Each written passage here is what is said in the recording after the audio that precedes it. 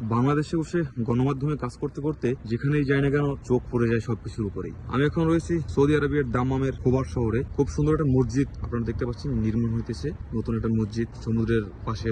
জোয়ারের পানি বেশি একটা উঠলেই মনে হবে যে সমুদ্রের মধ্যখানে মসজিদটি, ঠিক তার পাশেই আমি হাঁটতেছিলাম, তো হঠাৎ করে চোখে পড়লো একটা স্টিকার জাতীয় লেখা। তো এই বিষয়টা আপনারাই দেখেন যে আসলে এখানে কি লেখা। তো আমরা আসলে কখনোই ভালো হবো না যে যার অবস্থান থেকে খারাপ থেকেই যাই। এবং আপনারা আরেকটা জিনিস দেখতে পাচ্ছেন, দামামের খুবার শহর থেকে একটা ব্রিজের মতো দেখা যাচ্ছে ওই যে নদীর মাঝখান থেকে। তো এই ব্রিজটা পার হয়ে মূলত সৌদি আরবের থেকে বাহরাইনে যাওয়া হয়। এবং ওই যে দূরে যে ছোট ছোট বিল্ডিং গুলো দেখা যাচ্ছে এগুলো হচ্ছে বাহরাইনের বিল্ডিং। আর এটা হচ্ছে বাহরাইন টু দাম্মাম যে নদী, সেই নদীর মধ্যখানের একটি অনেক বড় ব্রিজ। এগুলো কি সৌদি আরবের মানুষ করে থাকেন নাকি আসলে আমাদের মতো বাঙালিরা বা ভারতীয়রা বা পাকিস্তানিরা করে থাকেন?